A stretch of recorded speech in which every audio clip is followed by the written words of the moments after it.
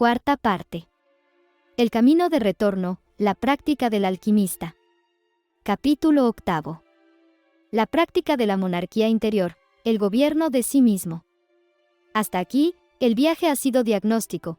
Hemos cartografiado el artificio, identificado sus robos y desentrañado su moral invertida. Este conocimiento, sin embargo, sería letra muerta, e incluso fuente de frustración y cinismo, si no condujera a una transformación práctica. La denuncia del hechicero es estéril si no va acompañada de la construcción del alquimista. Por ello, esta cuarta parte no ofrece teorías ni consignas, sino un mapa de trabajo interior, un manual de operaciones para la única revolución que cuenta, la que ocurre en la conciencia individual.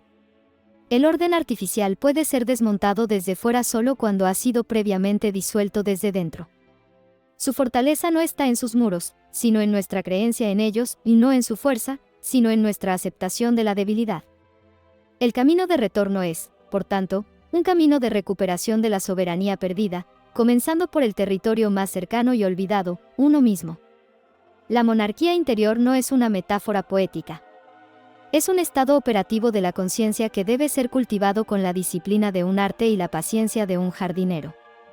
Es el fundamento sin el cual toda lucha externa por la libertad se convierte en otra forma de tiranía, y toda crítica al poder, en mero resentimiento. Este capítulo describe los cimientos de esa práctica, el despertar al condicionamiento, la purificación de la percepción y el ejercicio diario de la autogobernanza. Reconocer el despojo, la educación para la dependencia. El primer acto de soberanía es un acto de honestidad despiadada, reconocer que, en gran medida, no somos seres autónomos, sino productos terminados de una línea de montaje diseñada para fabricar dependientes. Antes de aspirar a gobernarnos, debemos ver con claridad cómo hemos sido gobernados desde nuestro interior. El sistema más eficaz para este fin ha sido, y sigue siendo, la educación formal. Ningún camino de retorno puede iniciarse sin un acto previo de lucidez radical, reconocer que algo fue quitado. No añadido, no enseñado incorrectamente, sino sustraído. La monarquía interior no desapareció por falta de capacidad humana, sino por un proceso sistemático de desposesión, cuidadosamente ejecutado desde la infancia. A este proceso se lo ha llamado educación, pero su función real ha sido otra: formar sujetos dependientes, incapaces de gobernarse a sí mismos. La educación del orden artificial no está diseñada para desarrollar soberanía interior, sino para externalizar la autoridad. Desde los primeros años, el individuo es entrenado para mirar hacia afuera en busca de validación, permiso, corrección y sentido. Se le enseña a obedecer antes de comprender, a repetir antes de discernir, a aprobar antes de integrar. El mensaje, aunque raramente explícito, es constante y profundo: tú no sabes, otros saben por ti. Este despojo no ocurre mediante violencia visible. Ocurre por acostumbramiento. El niño aprende que el tiempo no le pertenece, que el ritmo de su cuerpo debe ajustarse a campanas y horarios arbitrarios, que el conocimiento no se descubre, sino que se recibe, que el error no es parte del aprendizaje sino una falta sancionable. Así se va erosionando la confianza primordial en la propia percepción. La monarquía interior, el gobierno de sí mismo, requiere 3 capacidades básicas: discernir, decidir y asumir consecuencias. La educación para la dependencia neutraliza las 3. No hablamos aquí del aprendizaje natural, la curiosidad, la experimentación, el diálogo con la realidad, sino del programa institucionalizado que, desde la primera infancia, ejecuta una serie de operaciones predecibles. La sustitución de la pregunta por la respuesta. Al niño se le enseña que el conocimiento reside en un libro o en la autoridad del docente, no en su propia capacidad de observar, deducir y cuestionar.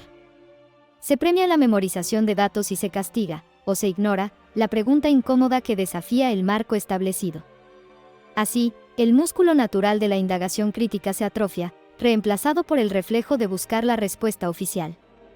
La externalización del criterio y la validación.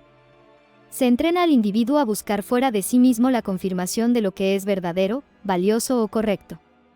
La nota, el aprobado, el título, el elogio del profesor se convierten en los medidores exclusivos del éxito y la valía personal. La brújula interna, esa que dice: esto me satisface, esto me parece coherente, aquí hay una contradicción, es sistemáticamente desacreditada como subjetiva o inmadura. La normalización de la obediencia ritualística. La vida escolar está estructurada en torno a horarios, campanas, filas, permisos y protocolos. El mensaje subliminal es poderoso y constante. Tu tiempo, tu cuerpo, tu atención y tu movimiento no te pertenecen y deben ser administrados por una autoridad superior. La obediencia no es presentada como una elección circunstancial, sino como la virtud primaria y la condición para la pertenencia. La fragmentación del saber y la pérdida del todo.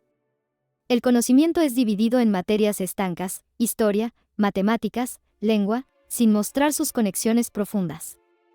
Nunca se enseña el mapa completo, los principios herméticos que unen todas las disciplinas, la relación entre la acción humana y la consecuencia natural, la estructura del poder que subyace a la historia. El resultado es una mente que almacena datos inconexos, incapaz de un pensamiento sistémico y, por tanto, fácilmente confundida por narrativas simples. La inculcación de la identidad tribal y la lealtad abstracta. Se enseña a venerar símbolos, banderas, himnos, a memorizar relatos fundacionales de la nación-estado que presentan la dominación como heroísmo, y a identificar el nosotros frente a un ellos. Esto trasplanta la lealtad natural que debería dirigirse a la familia, la comunidad inmediata y la propia conciencia, hacia abstracciones políticas que luego exigirán sangre, impuestos y obediencia. El discernimiento es reemplazado por currículos cerrados. La decisión es reemplazada por instrucciones. La consecuencia es reemplazada por calificaciones, premios o castigos artificiales. El resultado no es ignorancia, sino algo más grave, heteronomía. El individuo aprende a funcionar correctamente dentro de sistemas, pero pierde contacto con el principio interno que debería gobernarlos a todos. Se vuelve competente pero no soberano. Eficiente pero no libre. Este despojo se profundiza en la adultez.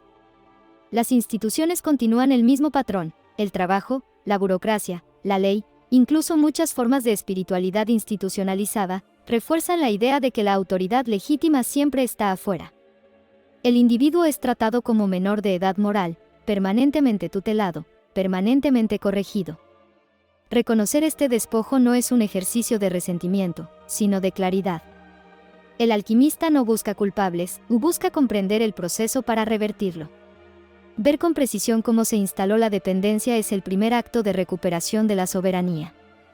Porque lo que fue quitado no fue la capacidad, sino la confianza en la capacidad. La monarquía interior no necesita ser creada y necesita ser recordada. Pero ese recuerdo solo es posible cuando el individuo acepta una verdad incómoda. Gran parte de lo que aprendió no fue para liberarlo, sino para hacerlo gobernable. Reconocer el despojo es el umbral del camino. Quien no lo ve, seguirá buscando fuera lo que solo puede restituirse dentro. El reconocimiento, el momento del despertar. Reconocer este despojo no es culpar a los padres o a los maestros individuales, quienes a su vez fueron productos del mismo sistema. Es tomar conciencia del software con el que ha sido programada nuestra mente.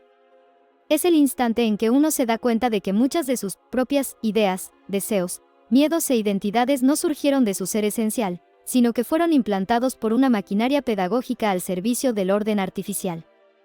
Este reconocimiento es doloroso, pues implica admitir una cierta invalidación espiritual.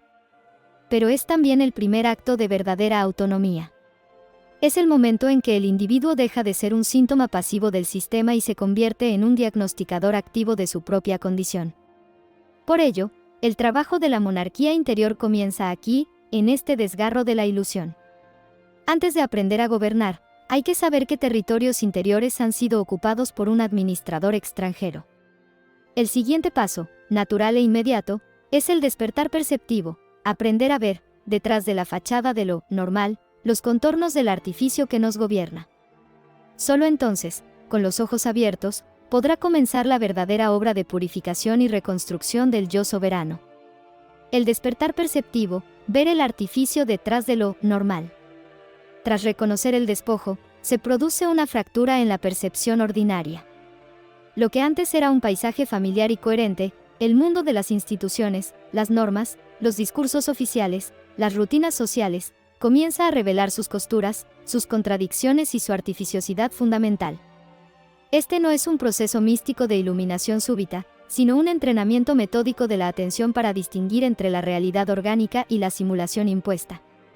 Es aprender a leer entre las líneas del gran texto social y escuchar la disonancia entre lo declarado y lo operativo. Reconocer el despojo prepara el terreno, pero no basta. El camino de la monarquía interior exige un segundo movimiento, más sutil y más exigente: aprender a ver. No a creer, no a adherir a una nueva doctrina, sino a percibir directamente aquello que hasta ahora se presentaba como incuestionable. Este es el despertar perceptivo, el momento en que el individuo comienza a distinguir entre lo que es natural y lo que ha sido naturalizado artificialmente. El mayor triunfo del orden artificial no ha sido imponer normas, sino hacerlas parecer inevitables. El artificio se vuelve invisible cuando se confunde con el paisaje. Aquello que se repite desde la infancia, horarios, jerarquías, monedas, títulos, permisos, fronteras, autoridades, deja de ser percibido como construcción humana y se vive como así son las cosas. El despertar perceptivo consiste precisamente en romper ese hechizo, volver a verlo construido como construido. Este despertar no ocurre en el plano de las ideas, sino en el plano de la experiencia. No se trata de leer que el sistema es artificial, sino de sentir la fricción entre la propia naturaleza y las estructuras que la constriñen. Aparece como una incomodidad creciente, una disonancia entre lo que el cuerpo sabe y lo que la norma exige, entre lo que la conciencia intuye y lo que la autoridad ordena. Esta fricción es la primera señal de que la percepción comienza a liberarse. Ver el artificio implica notar cómo el tiempo fue fragmentado y mercantilizado, separado de los ritmos naturales del cuerpo y del entorno. El valor fue abstraído de la utilidad real y concentrado en símbolos de intercambio controlados. La autoridad fue desplazada del discernimiento interno a instancias externas impersonales. La responsabilidad fue sustituida por cumplimiento normativo. Nada de esto es natural, pero todo ha sido presentado como necesario. El despertar perceptivo rompe esa asociación. El individuo comienza a preguntarse, no desde la rebeldía, sino desde la observación honesta: ¿quién decidió esto? ¿Con qué fin? ¿A quién sirve? ¿Qué costo vital tiene para mí? Este proceso suele ir acompañado de una sensación de extrañamiento. Lo familiar se vuelve extraño. Lo normal comienza a revelar su violencia implícita. El alquimista descubre que muchas de las incomodidades que había atribuido a fallas personales, estrés, ansiedad, sensación de falta de sentido, eran en realidad respuestas sanas a un entorno enfermo. Ver el artificio no conduce automáticamente a la acción. Primero conduce al silencio interior. El individuo deja de reaccionar de forma automática, deja de aceptar sin examen, deja de identificarse completamente con los roles que desempeña. Se crea un espacio entre la percepción y la respuesta. Ese espacio es el embrión de la monarquía interior. El despertar perceptivo también implica aceptar una pérdida, la pérdida de la ingenuidad. Una vez visto el artificio, ya no es posible desverlo. La seguridad psicológica que ofrecía la identificación con el sistema se desvanece. Pero en su lugar aparece algo más sólido: la confianza en la propia capacidad de discernir. Este es un paso irreversible. No porque convierta al individuo en un enemigo del mundo, sino porque lo vuelve imposible de engañar del todo. El artificio puede seguir operando, pero ya no lo hace desde la invisibilidad total.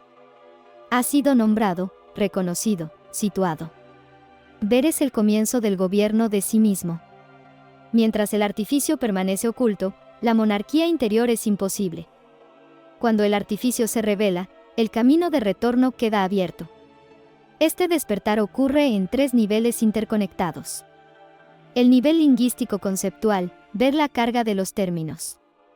La primera grieta aparece en el lenguaje. El practicante comienza a escuchar las palabras no por su significado aparente, sino por su función dentro del hechizo. Percibe la carga ideológica, la emoción inducida, la dirección volitiva oculta en términos aparentemente neutros. Desenmascara eufemismos: ajuste, por recorte; intervención, por invasión; contribución, por impuesto; seguridad, por control.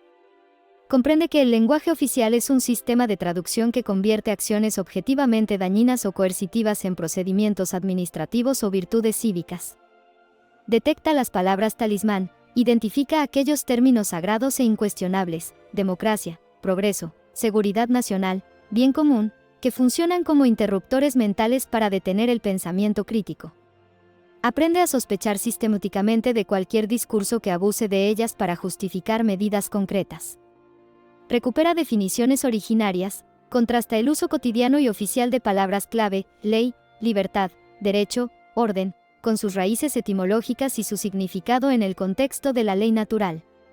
Esta comparación le permite ver la brecha entre el concepto y su caricatura. El nivel estructural funcional, ver la mecánica del sistema.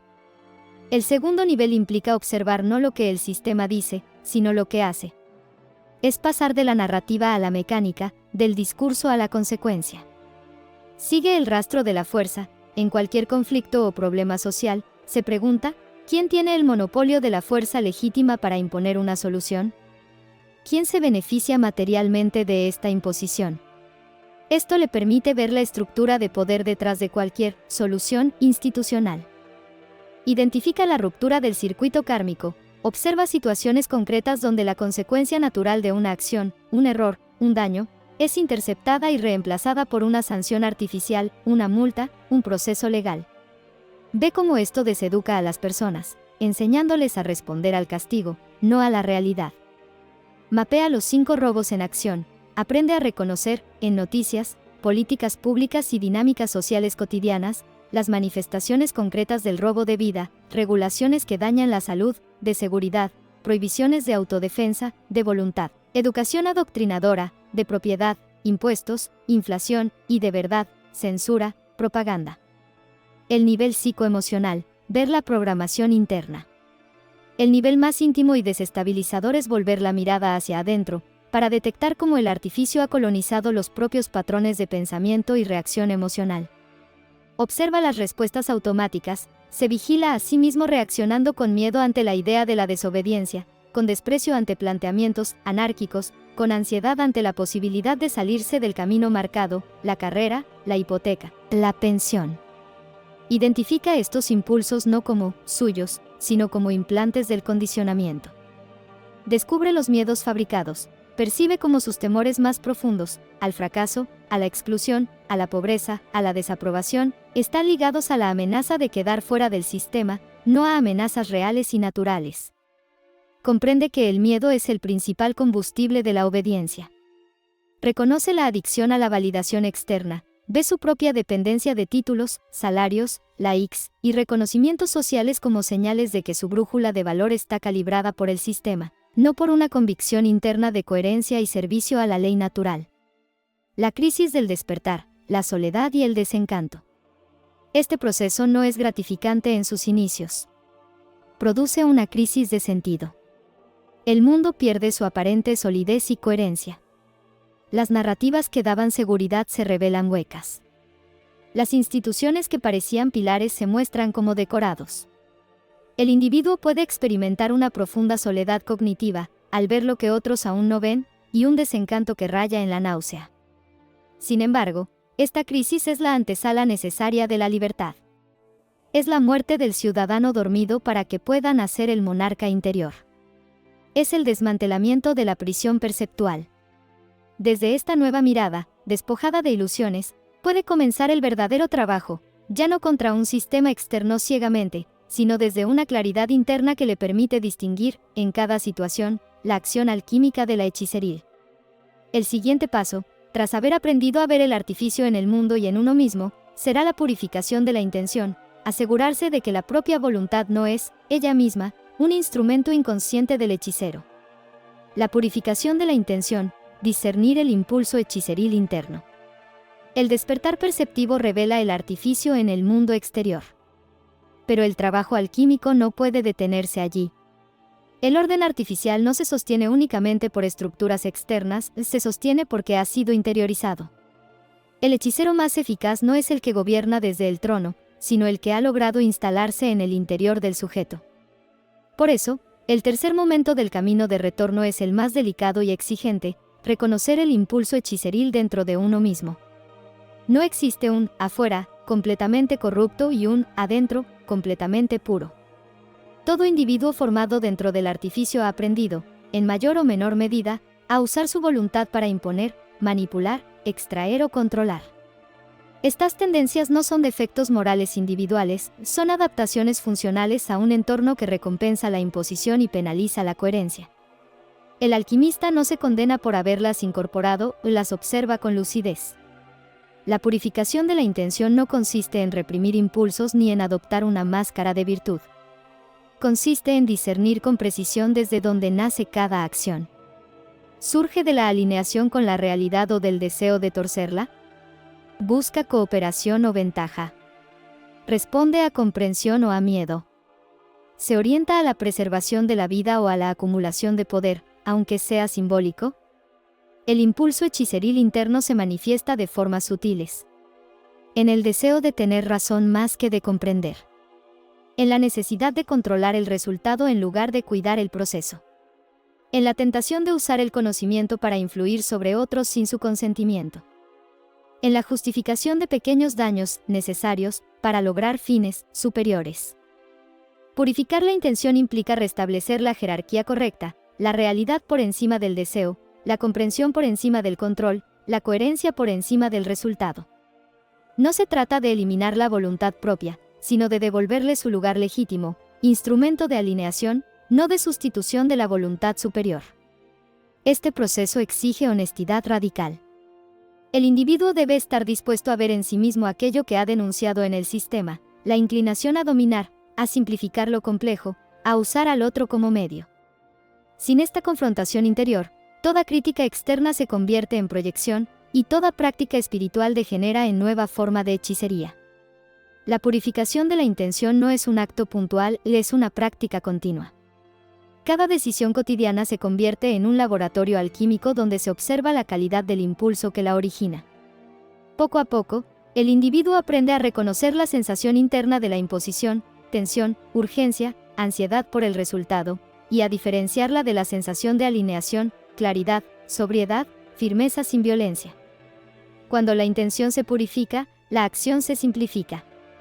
Ya no es necesario calcular estrategias complejas ni justificar cada paso.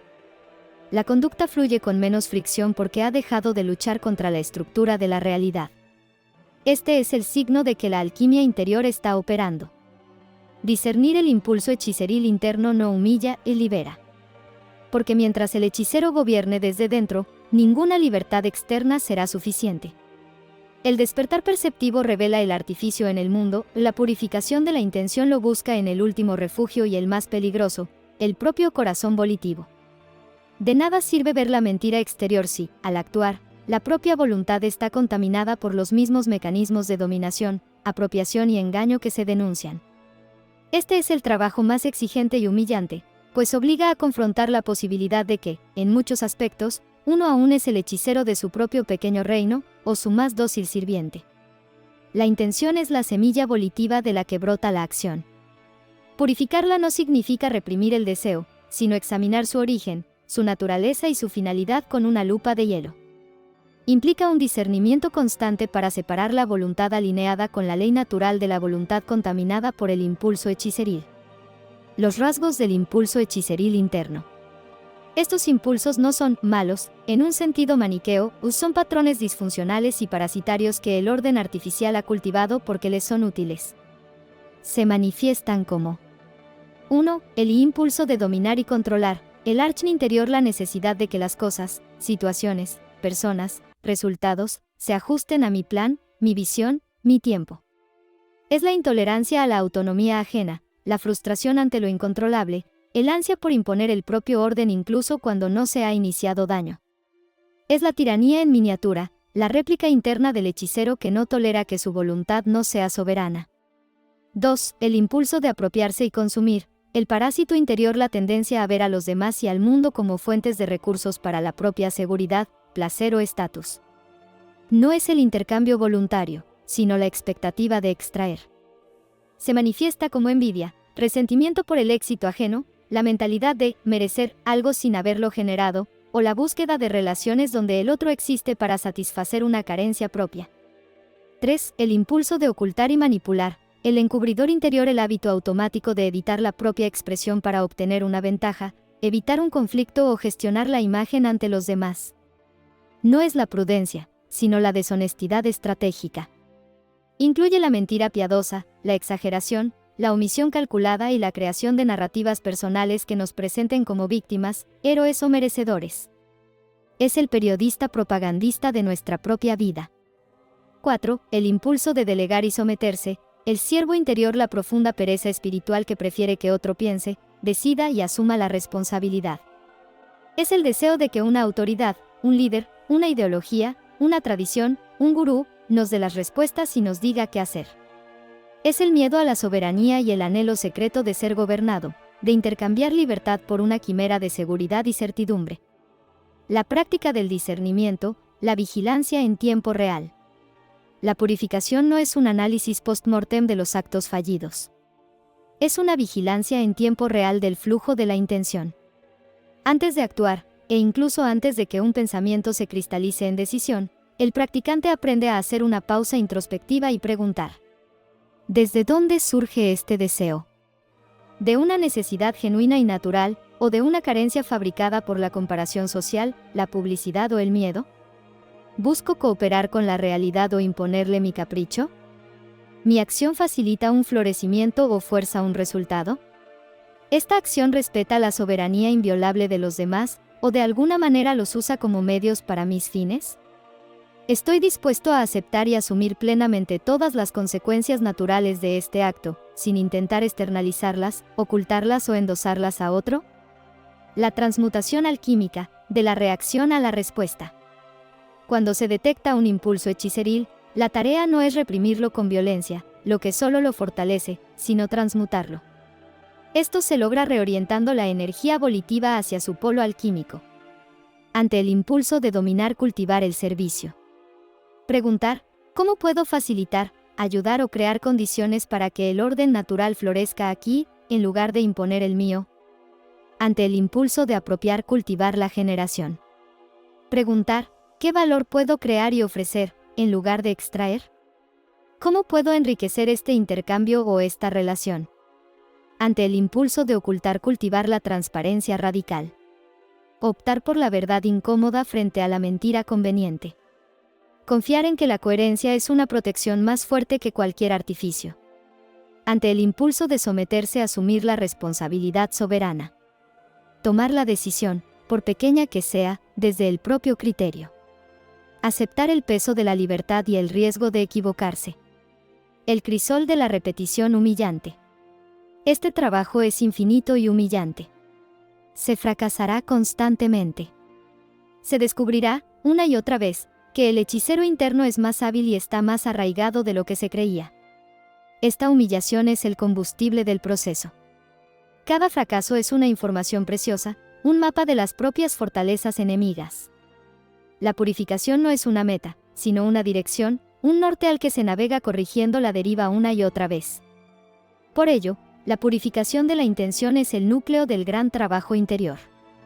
Es lo que diferencia al rebelde, que odia al hechicero fuera, pero lo reproduce dentro, del alquimista, que disuelve al hechicero donde quiera que lo encuentre, empezando por su propia alma. Solo una intención purificada puede generar una acción verdaderamente coherente. Y solo de la coherencia entre pensamiento, palabra y obra, nace la fuerza invencible del monarca interior, que es el tema del siguiente paso. La coherencia, unidad entre emoción, pensamiento, palabra y acción. La monarquía interior no se consolida mediante el control forzado de la conducta, sino mediante la coherencia interna. La coherencia es el estado en el que las distintas capas del ser, emociones, sentimientos, pensamiento, palabra y acción, dejan de operar en conflicto y se ordenan bajo un mismo principio rector, la ley natural. Allí donde hay coherencia, no hay fricción interior, y allí donde hay fricción, hay división, y donde hay división, el hechicero encuentra siempre un punto de entrada. En el ser humano no coherente, cada nivel vive separado, se siente una cosa, se piensa otra, se dice una tercera y se hace una cuarta distinta. Esta fragmentación no es accidental, es el resultado directo de una educación para la obediencia, que enseña a actuar contra lo que se percibe, a decir lo que no se piensa, y a pensar lo que conviene, no lo que es verdadero. El orden artificial necesita sujetos fragmentados porque la incoherencia interna debilita la soberanía personal. La coherencia alquímica comienza con un reconocimiento simple pero exigente. Toda emoción es información, todo pensamiento es una forma, Toda palabra es una acción, y toda acción es una causa que pone consecuencias en movimiento. No hay compartimentos estancos. El alquimista comprende que no puede actuar con rectitud mientras miente, ni pensar con claridad mientras niega lo que siente, ni hablar con verdad mientras su intención es manipular.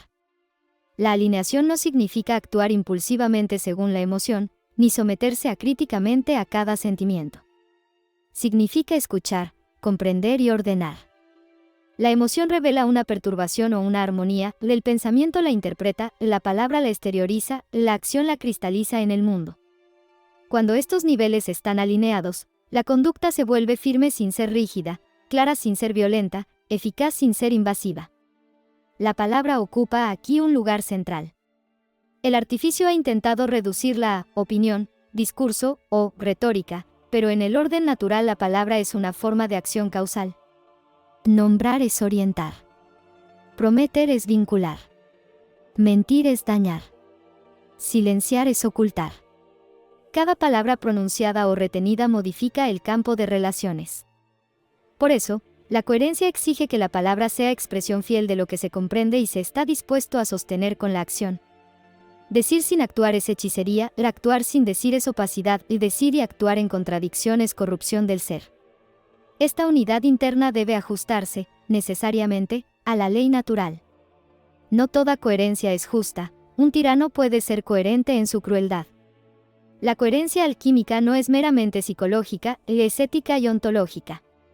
Su criterio no es la eficacia ni la conveniencia, sino el respeto al principio fundamental: toda acción que no inicia daño contra otro ser sintiente es un derecho. Cuando emoción, pensamiento, palabra y acción se alinean con este principio, la coherencia se convierte en rectitud. En este punto, la regla de oro deja de ser un mandato moral externo y se vuelve una sensibilidad interna. El alquimista no se pregunta constantemente qué está permitido o percibe con claridad cuando una acción invade, manipula o violenta. Esa percepción guía su conducta con mayor precisión que cualquier código. La coherencia se vuelve entonces un estado vivo, no una norma. La práctica de esta coherencia transforma el carácter. El individuo deja de necesitar máscaras sociales, dobles discursos o justificaciones constantes. Su presencia se vuelve estable porque no está dividida. Su palabra adquiere peso porque no es un instrumento, sino una extensión de su acción. Su acción genera confianza porque no oculta intención.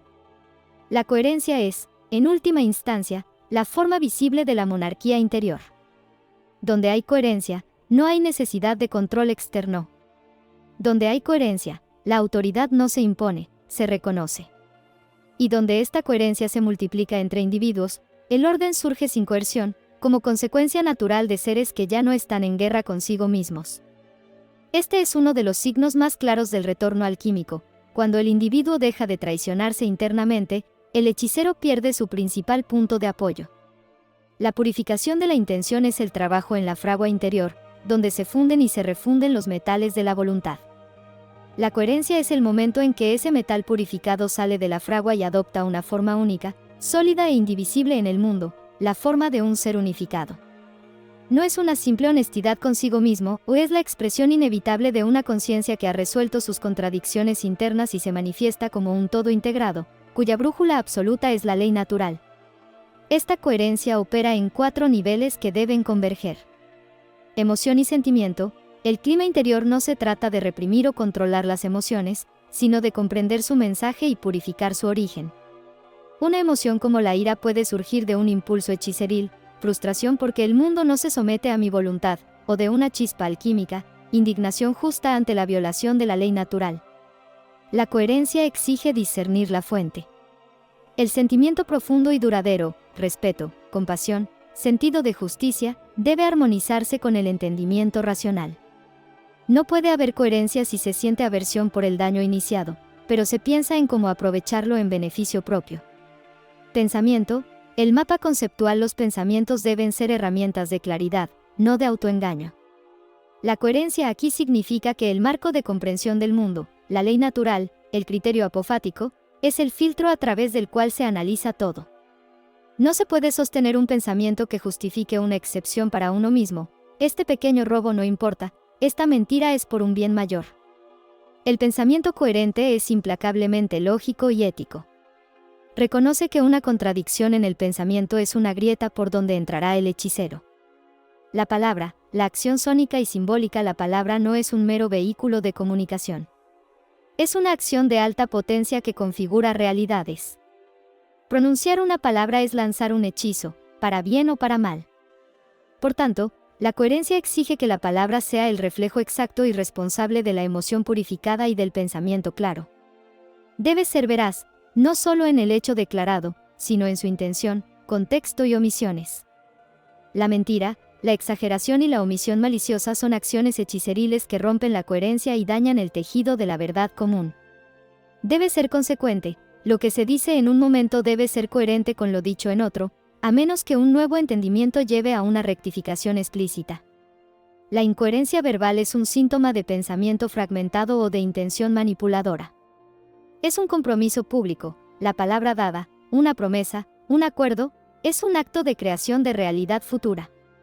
Romperla es un acto de hechicería contra uno mismo y contra el otro, pues destruye la confianza, que es la base de todo orden social natural. La acción física, la encarnación en el mundo es la prueba de fuego. La acción es donde la intención, el pensamiento y la palabra se materializan y se someten al juicio inexorable de la ley natural de causa y efecto. La acción coherente es aquella que nace de la trilogía alineada, emoción sentida, pensamiento claro, palabra veraz. Se ajusta al criterio apofático, es una acción que, tras un examen severo, no inicia daño contra la vida, seguridad, voluntad, propiedad o verdad de otro ser. Acepta de antemano todas sus consecuencias naturales, sin intentar evadirlas, externalizarlas o culpar a otros. La ley natural como árbitro y arquitecto. Esta alineación no se hace respecto a un ideal subjetivo o a una moral social.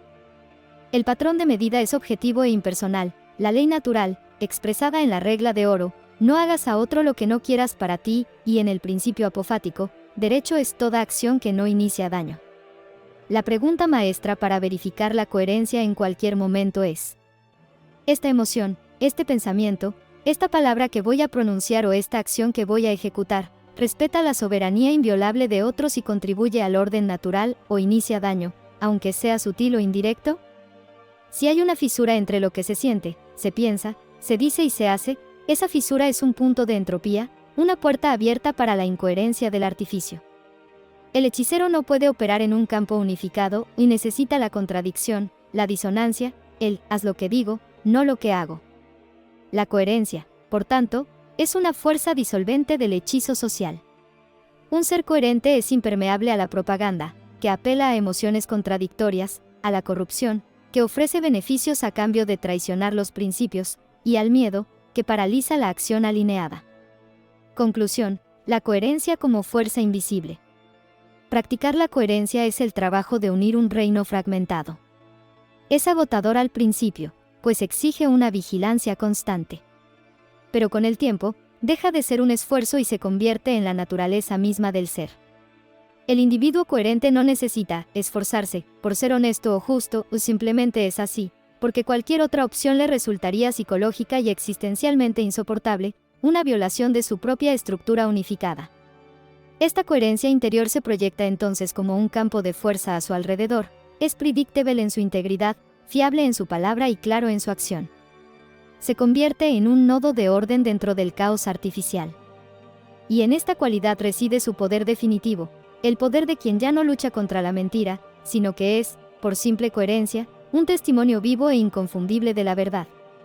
Este es el cimiento sin el cual el desarrollo de una conciencia más amplia, holística, sería imposible, pues solo un ser unificado internamente puede percibir la unidad del todo.